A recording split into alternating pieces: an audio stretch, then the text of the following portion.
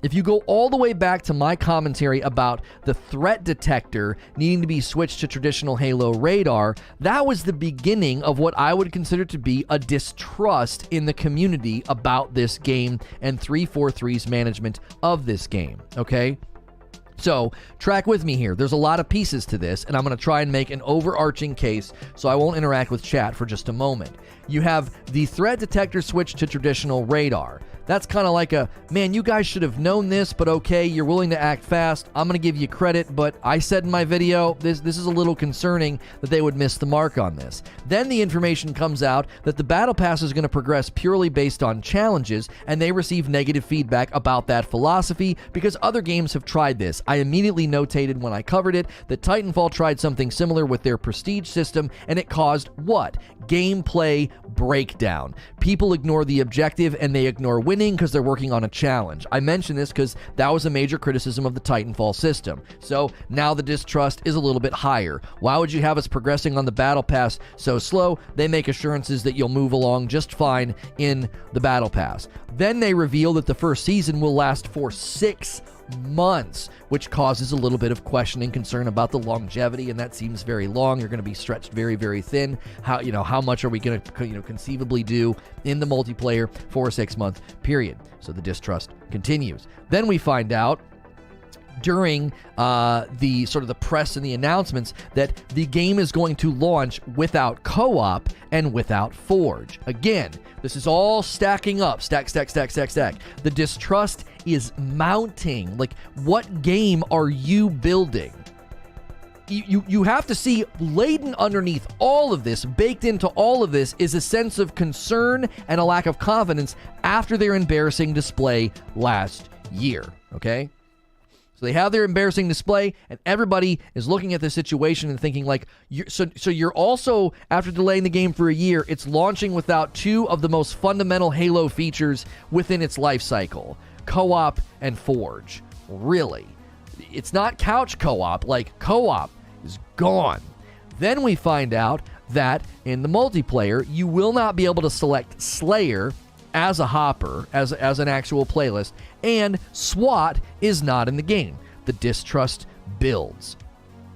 You look at the Battle Pass progression. It's absurd. Within the first 24 hours, they are having to try to meet the community in the middle and make adjustments to the Battle Pass. So the theme of 343 misfiring on Halo Infinite is just continuing. Like, what, you guys didn't know that this wasn't going to be enjoyable? Did you run any simulations? Why on earth would you have it progressing this slowly? The changes that they make aren't even good enough. They're going to give you 50 XP for every match.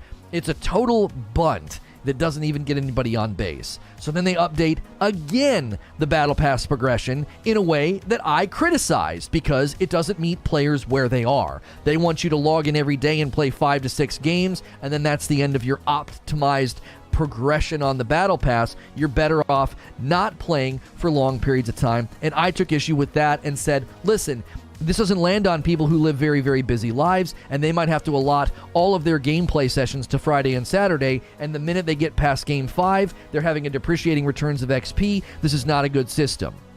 So the distrust continues.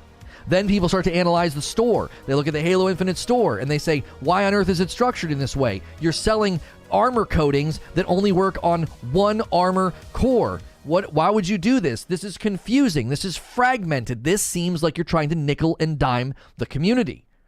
The distrust continues. Then the distrust and the frustrations and the fever mounts and hits the ceiling because people see that things are removed from the Battle Pass and then have been put in the store, and the anger and the ire hits a hot level, and a CM decides to respond on Reddit. And his response is a little smarmy, a little cutting.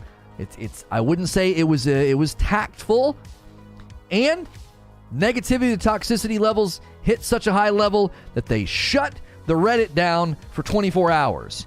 You have laid the foundation for a game where your community doesn't trust you and they don't think you know what you're doing. So all of this makes me very concerned when I see reviews of 9s and 10s that are not representative of the entire game. They're not even representative of the reviews that they're attached to, and they don't touch the multiplayer.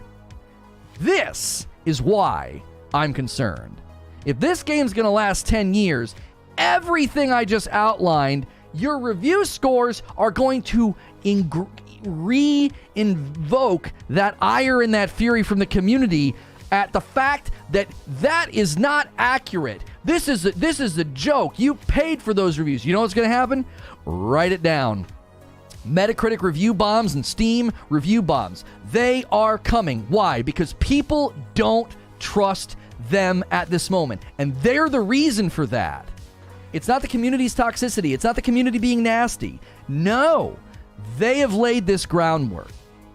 They have laid this groundwork. And the distrust is one of the reasons why these review scores aren't going to fix anything. They're going to make it worse. It's gas on a burning fire. This is why I'm concerned. This is why it doesn't make any sense to me. It feels like a PR stunt to have these scores be so abnormally high in relation to reviews that don't seem to be having that high language, missing features, and a multiplayer that is shaky at best. That's my best attempt to summarize everything that's going on.